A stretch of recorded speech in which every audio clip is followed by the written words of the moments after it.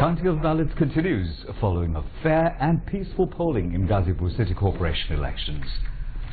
Out of the 425 polling centres, unofficial results of 47 centres have been received. That's until reports last came in. According to the results, Awami League nominated mayoral candidate Muhammad Jahangir Alam received 35,228 votes, while his nearest rival BNP nominated candidate Hasanuddin Sarkar had received 21,833 votes.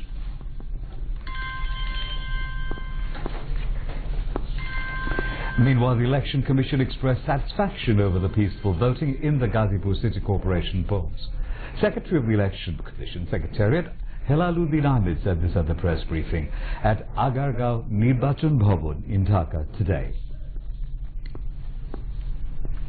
He said the voting was completed in a festive mood. Returning Officer Rakibuddin Mondal said the GCC elections were held in free, fair and peaceful manner. Earlier, voting started at 8 in the morning with participation of a huge number of voters standing in long queues.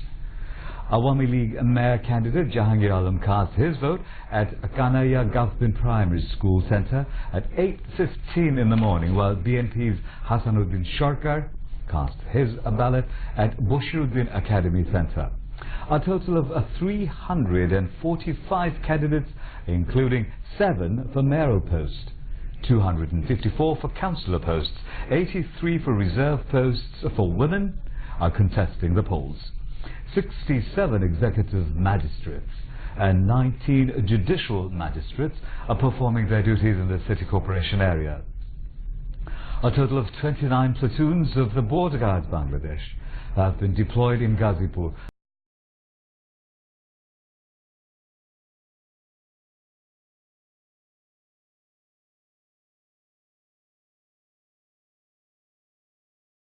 Are performing their duties in the City Corporation area.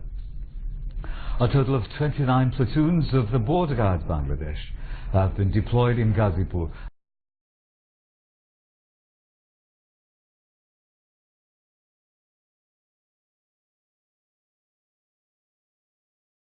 Of 16,000 in the Nagor today.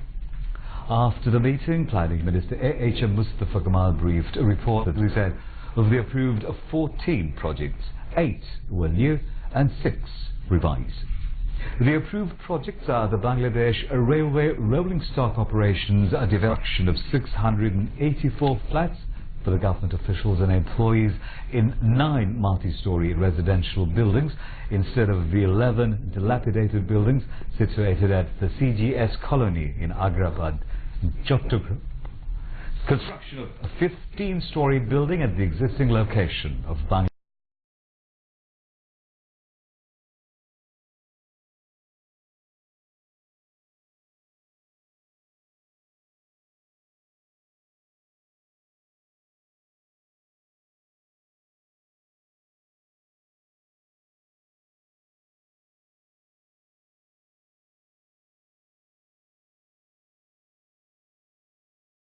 Approach road widening and development of other necessary infrastructure at Bangabandhu Sheikh Mujib Safari Park in Ghazipur.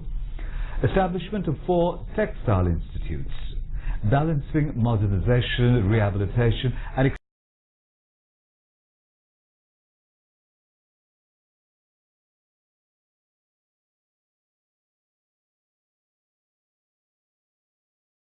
expansion of 3 mills under the Bangladesh Jute Mills Corporation.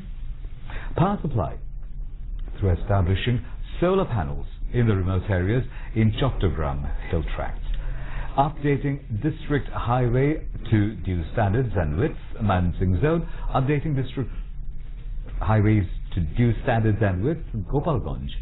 And construction of 4-lane flyover at Bholta on Dhaka Sylhet Highway, second revised project. Prime Minister Sheikh Hasina has stressed coordinated efforts for poverty alleviation in South Asian countries. She made the call when newly appointed Sri Lankan High Commissioner to Bangladesh, General A.W.J.C. De Silva, paid a courtesy call on her at the Prime Minister's Parliament office in Dhaka this evening. Later, Prime Minister's Press Secretary, Ehsanul Karim, told journalists that Sheikh Hasina had informed the Sri Lankan High Commissioner about Bangladesh's efforts on repatriation of Rohingyas to their homeland. Repatriation with dignity. But Myanmar government was not working following the agreement between the two countries. The Sri Lankan High Commissioner praised Prime Minister Sheikh Hasina's dynamic leadership and overall development that had taken place in Bangladesh. The newly appointed Chief of Army Staff, Aziz Ahmed, was adorned with the rank badge of General in the presence of Prime Minister Sheikh Hasina. This was at Ganup Bhavan in Dhaka this morning. Chief of Naval Staff, Admiral Nizamuddin Ahmed, and Chief of Air Staff, Air Marshal Masihuzzaman Sherniabat, adorned the new Army Chief with the rank badge of General. After the function, Prime Minister's Press Secretary, Ehsanul Karim, said the Prime Minister congratulated the new Army Chief by presenting him with a bouquet of flowers. The new Army Chief also greeted the Prime Minister on behalf of Bangladesh Army by presenting a bouquet. The Prime Minister said whenever Awami League assumed office, it took various steps for modernization and development of the armed forces. Earlier on the 18th of June, the government had appointed Quartermaster General of Bangladesh Army, Lieutenant General Aziz Ahmed, as the new Army Chief. Newly appointed Chief of Army Staff General Aziz Ahmed paid a courtesy call on President Mohammad Abdul Hamid at Bongo Bhavan this afternoon. President Abdul Hamid congratulated the new Army Chief and expressed hope that under the leadership of new Army Chief, the image of Bangladesh Army would be brightened at home and abroad in the days to come. President's Press Secretary Jainal Abidin told the reporters that during the meeting, new Army Chief General Aziz Ahmed expressed his gratitude and sought the President's cooperation in developing and modernizing the Bangladesh Army. Secretaries to the President were present.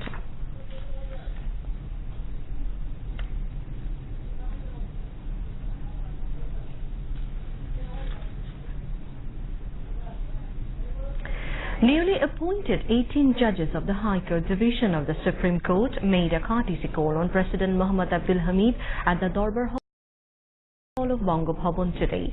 The President congratulated the new judges and said the judiciary is the last shelter house of justice seekers. President Abdul Hamid expressed hope that the appointment of new judges would expedite the activities of the country's judiciary. Secretaries to the President were present during the call-on.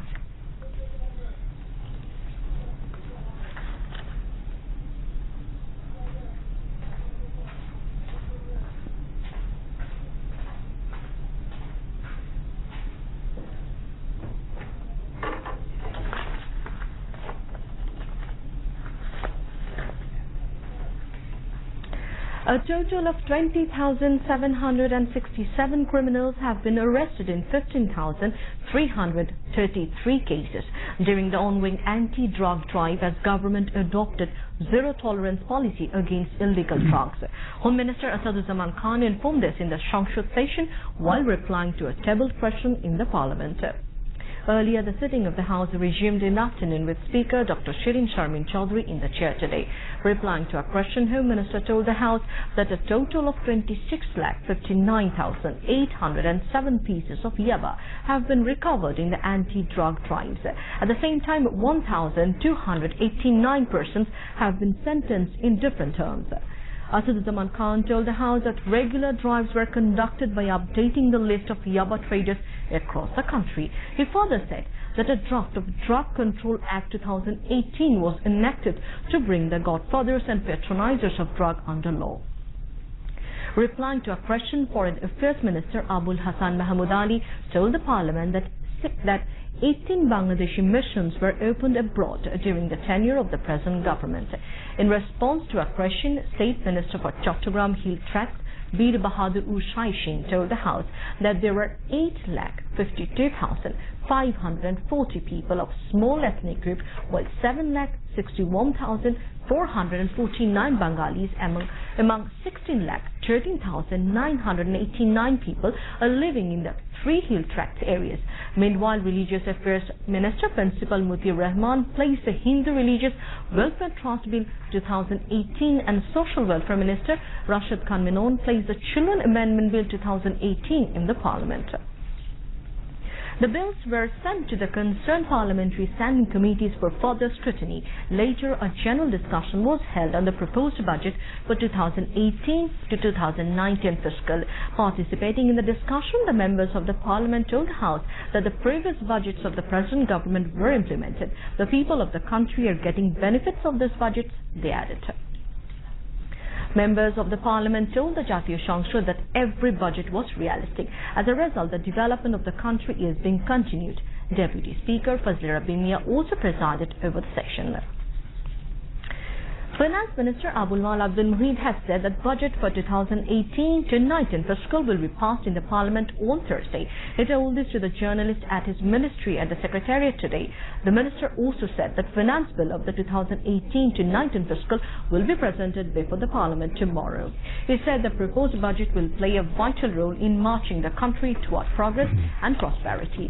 Abul Mal Abdul Muhid said the budget will strengthen country's economic base to achieve sustainable growth rate of 8% in future. And now international news.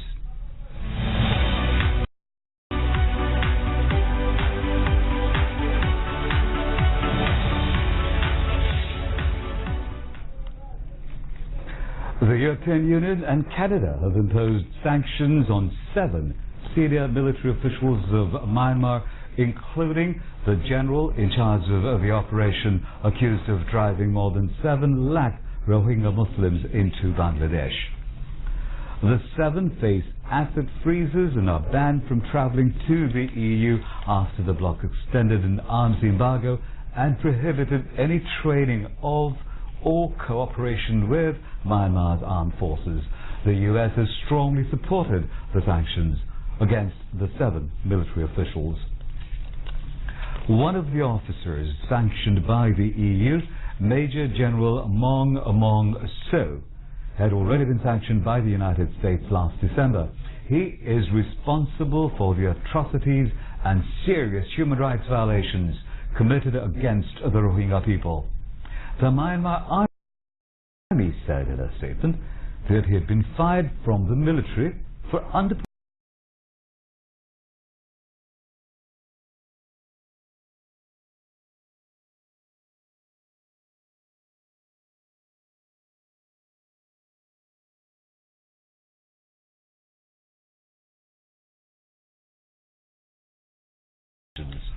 He said this in a speech broadcast live on state television. Washington is to start reimposing economic penalties on Tehran in coming months after the US President Donald Trump cut an agreement between major world powers and Iran in which sanctions were lifted in return for curbs on its nuclear program. This may cut Iran's hard currency earnings from oil exports. And the prospect is triggering a panicked flight of Iranian savings from the rial into dollars. President Rouhani promised basic human needs of the Iranians would be provided even in the worst of cases. Yesterday was a big day for Iranian women. On that day, they were allowed to watch their national team playing in the World Cup match against Portugal on a big screen in the Tehran Stadium. Since Iran's 1979 Islamic Revolution, women have been barred from attending male soccer matches based partly on the idea that they should be shielded from hearing male fans swearing and cursing. Iran's President Hassan Rouhani has repeatedly criticized the ban but has failed to get it removed because of resistance from powerful hardliners in the clerical and security establishment. It is only the second time in almost 40 years that Iranian women have been able to watch football in Tehran's Azadi Stadium. Videos and pictures posted on social media showed women fans singing and waving Iran's flag at the stadium, despite the various campaigns launched by women in the recent years dozens of women fans have been arrested in Iran for trying to enter the stadium to watch men's games. The officials did not make it clear whether the ban would be permanently lifted or not. LGRD and Cooperative Minister, Engineer Khandukar Musharraf Hussain has said that people of Ghazipur City Corporation have given their support to the leadership of Prime Minister Sheikh Hasina, backing a Awami League candidate in mayoral post. He said this at a press briefing at his official residence in the capital this evening.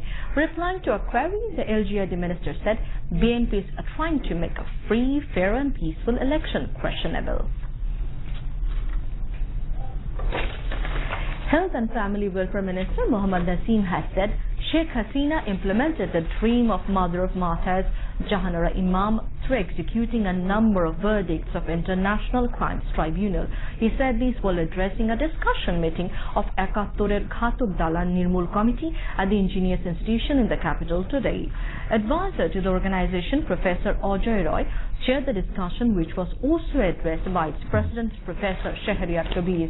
Mohammad Naseem said the countrymen will show red card to BNP's Jamaat in the next general election. Later, author Professor Hassan Azizul Haq and Dhaka Community Hospital Trust were honored with Jahanara Imam Shriti Padak. For the knockout stage, as the Group C champion, Denmark also qualified in the last 16th stage as the Group C runners-up. Peru beat Australia by 2 goals to 0, but that was only a mental comfort, as both the teams are already out of the World Cup. And now, before we end the news, let's take a look at what's making the headlines here. Polling in Ghazipur City Corporation election ends peacefully. Counting of ballots underway.